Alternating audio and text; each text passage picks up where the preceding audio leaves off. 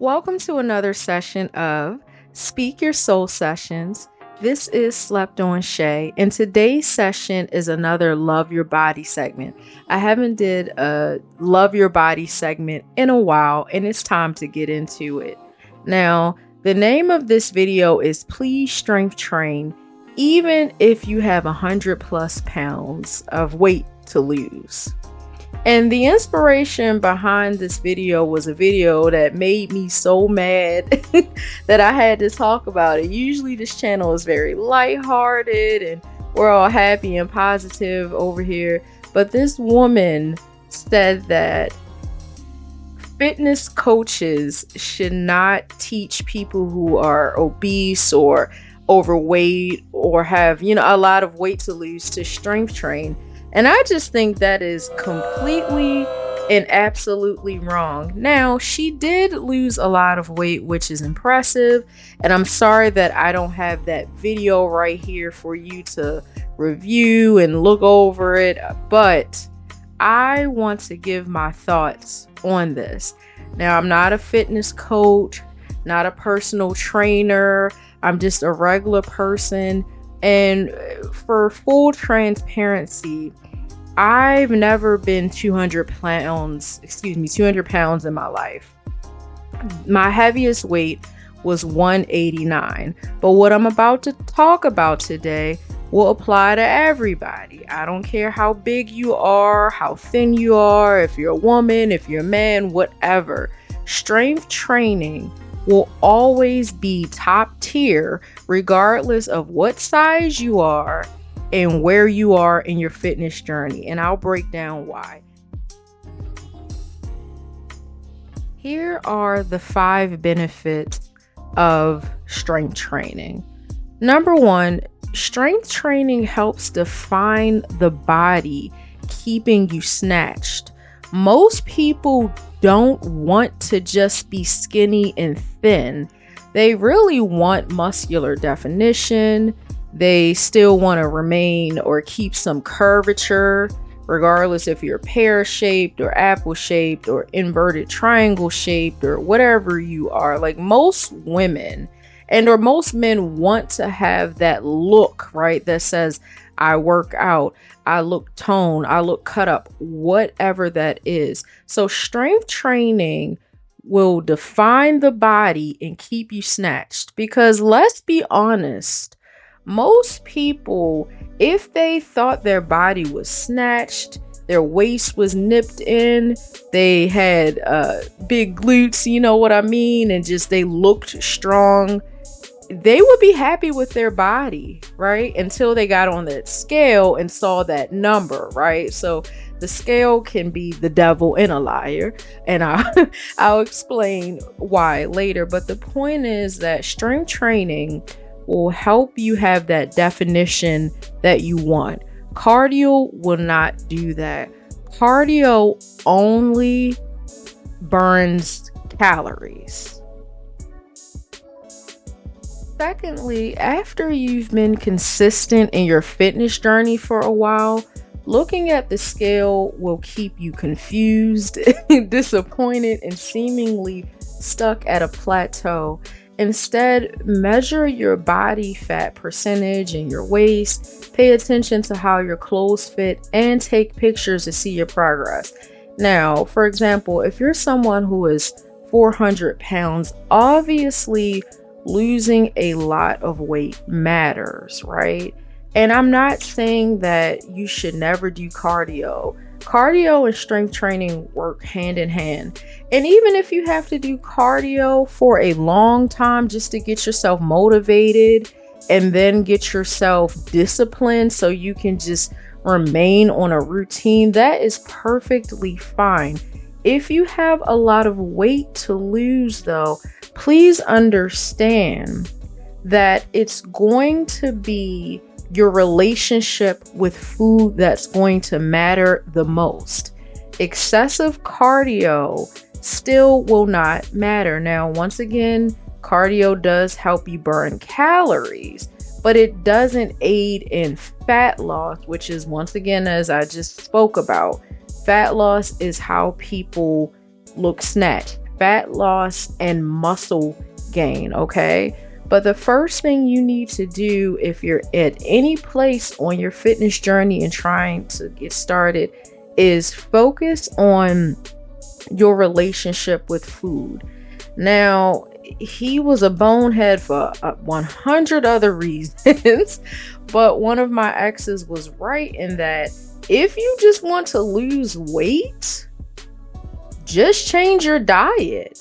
That can help the scale move, but the scale should not be the only thing that you are looking at, because just focusing on how you eat and doing a bunch of cardio could get you down from 400 pounds to, let's say, 300 pounds. But let's say you finally get to a certain amount of weight. You've lost a whole lot of weight, right? And then you get frustrated. Let's say you go from 400 to 200 pounds. And then you're like, oh my goodness, the weight isn't moving as much as it was before. That's where strength training absolutely is going to come in. If you do a bunch of cardio, you'll lose muscle mass. It won't help you with loose skin, regardless of how much you strength train. Sometimes loose skin is still going to be there. But the point is that cardio and diet can get that weight down. Do not get me wrong, but you have to couple it with strength training to give you your quote dream body, if that makes any sense.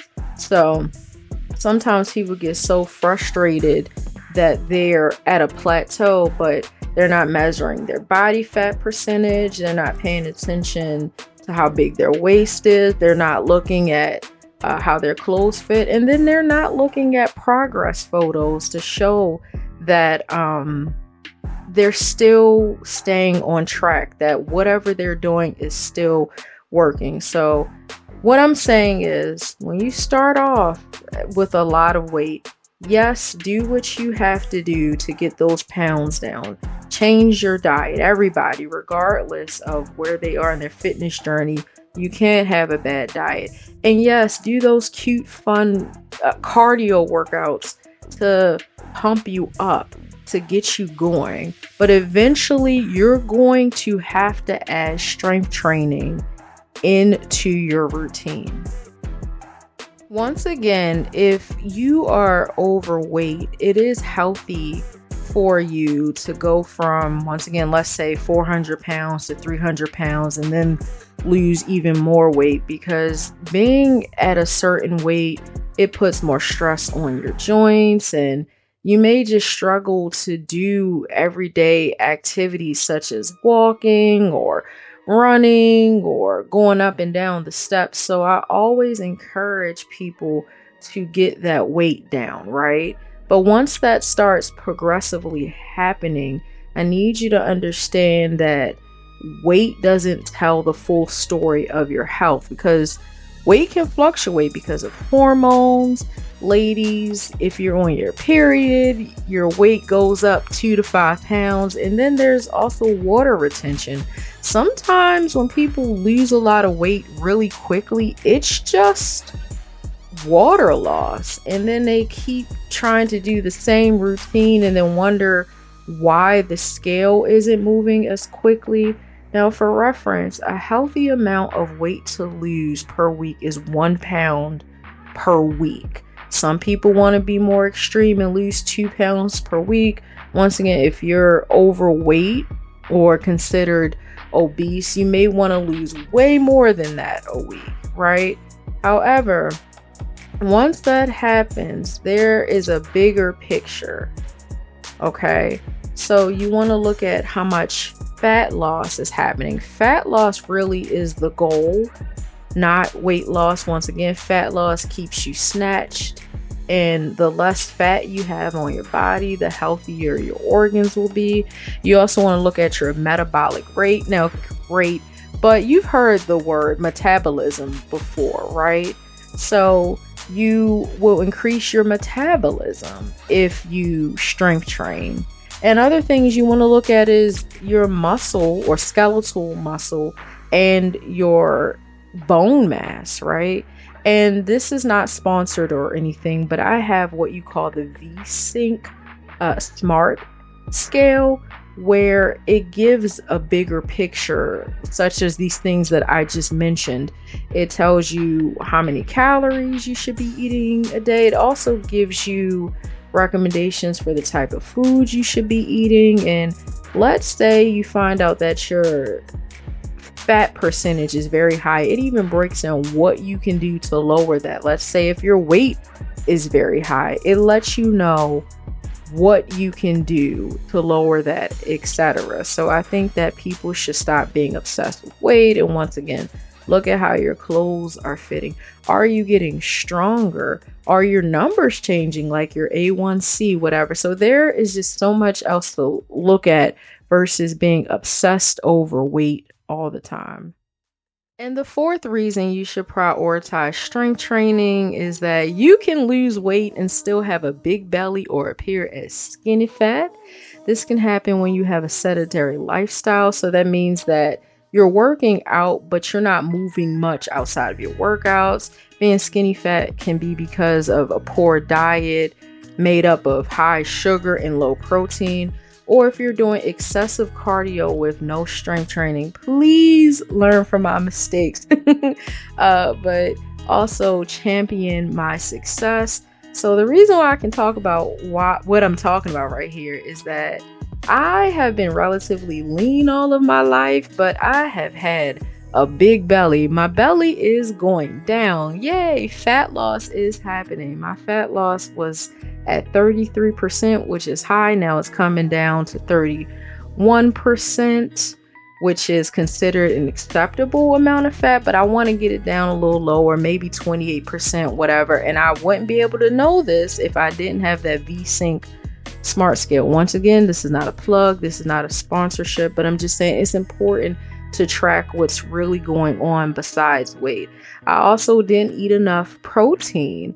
I love veggies and I love fruit, but I just wasn't prioritizing protein. And the way that you understand how much protein you should be having is to calculate 0.7 to 1 gram of protein based on your weight. So for example, me, now that I've gone down to 169, if I did 0.7 times 169, that would mean I should at least be getting in 118 grams of protein, which is what I strive for every day. Also, I was with someone called, and I'll share his video here, a cardio bunny.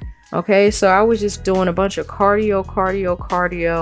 I wasn't prioritizing strength training, or I wasn't lifting heavy enough weights. So I was just doing it all wrong, right? So a lot of people sometimes get to that low weight that they want, but then not like what they see when they look in the mirror. They're like, oh no, my butt isn't big enough, or they be like, oh, my legs look stringy, or whatever have you. So doing a little bit of cardio, just a little bit, with a lot of strength training will help you not look skinny fat, or it will significantly remove that belly fat.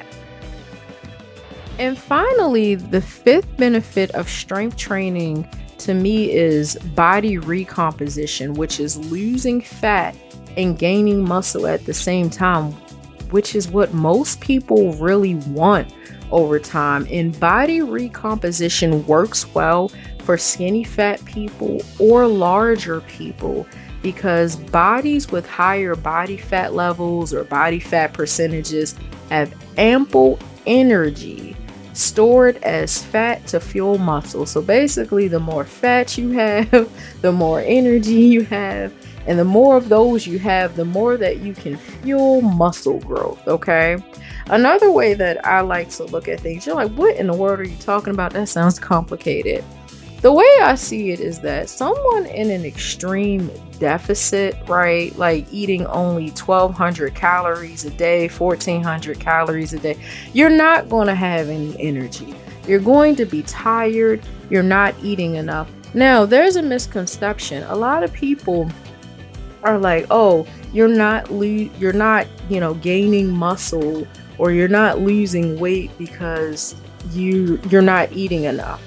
That's not necessarily true.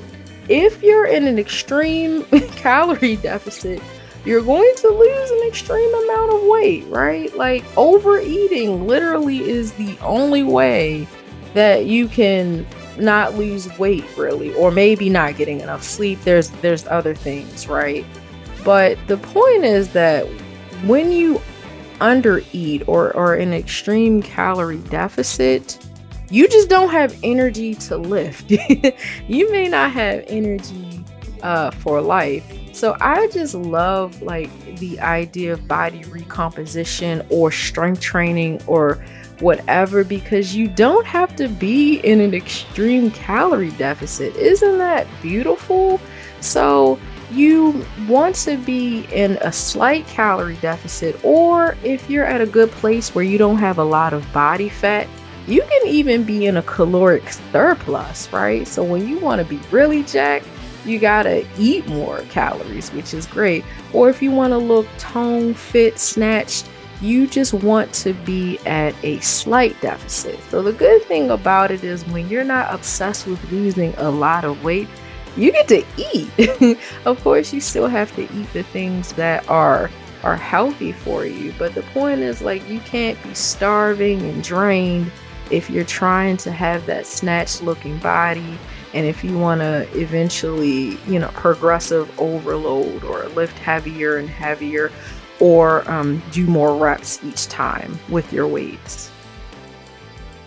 All right. And also, to add more to my credibility, there's a guy who has been viral on social media for a while by the name of Raja Williams. He specifically works one-on-one with women to help them with their fat loss and weight loss goals and everything. Excuse the vulgarity in advance, right? He has a very direct, blunt, and straightforward delivery, but I agree with him with, why you should just skip the cardio bunny phase. He might be the guy who coined this term, or I don't know if it's a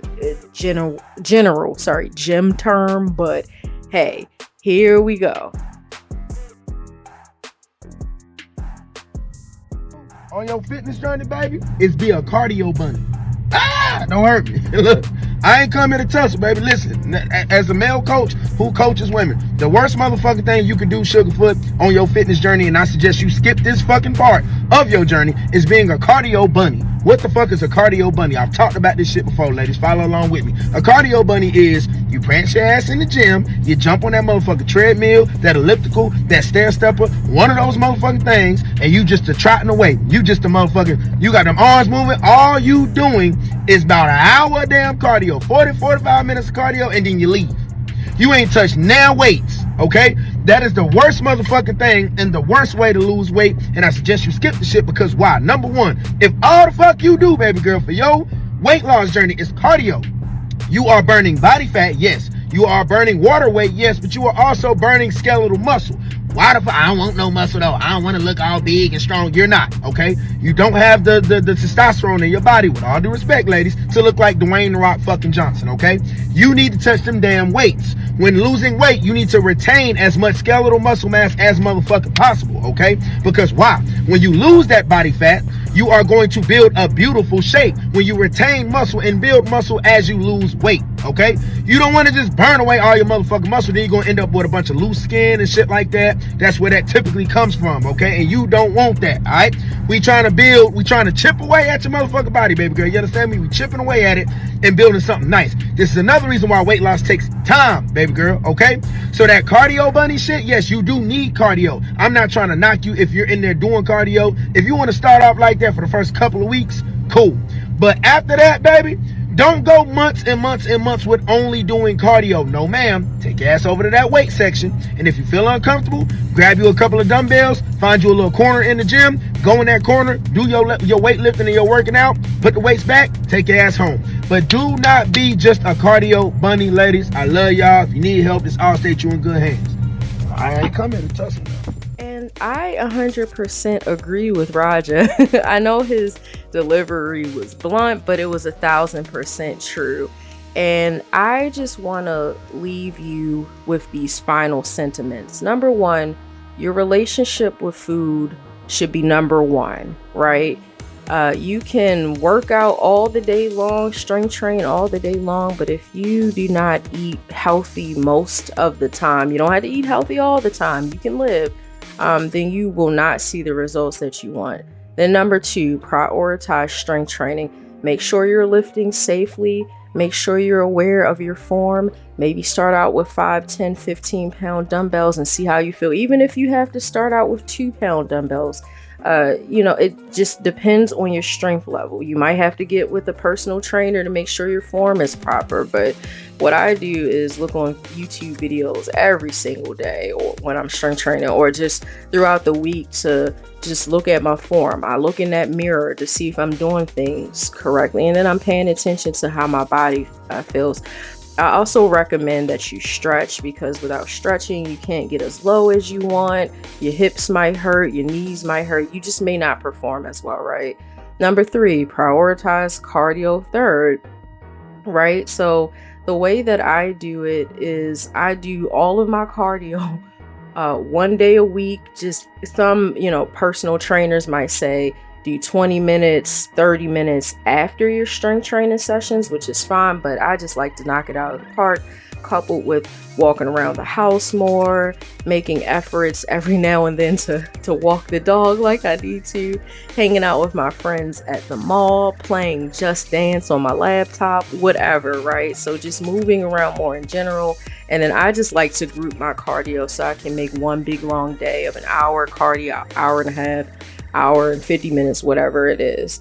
And then finally, I know it sounds ironic, but then core training or ab training will be last, because once again, if you don't change your relationship with food or have a healthy relationship with food, then those abs won't pop. You could, do 100 crunchies and then wondering why your belly is not flat. It's probably your relationship with food. And also, if you look at the recommended daily calories a day I can eat based on the app, it's 2,187. I'm not always perfect with that, but I try to keep it around that. But it shows you that I can still live my life. I can still enjoy food without being super restrictive. And once again, the proof is in the pudding. I lost 20 pounds. I reduced some of my body fat, and I just want to let you know that I am here on this journey with you. And no matter where you are on your fitness journey, these methods are tried and true, and you deserve a beautiful life. You deserve a beautiful body. And if you're struggling on your fitness journey, please check out the Love Your Body playlist. Maybe it can help you. But once again, I'm hammering in that you are not alone. You got this. And I hope that you enjoyed the video. This is Slept on Shay, signing off from Speak Your Soul Sessions. Please like, please comment, please subscribe to the channel, please share this, and please let me know your thoughts. Let me know if you found this helpful. Let me know if any of the information that I shared is incorrect. I'm not perfect, but I try to do a lot of research to bring great and informative videos to you. And I hope that you have a wonderful day, afternoon, evening, or night, wherever you may be in the world.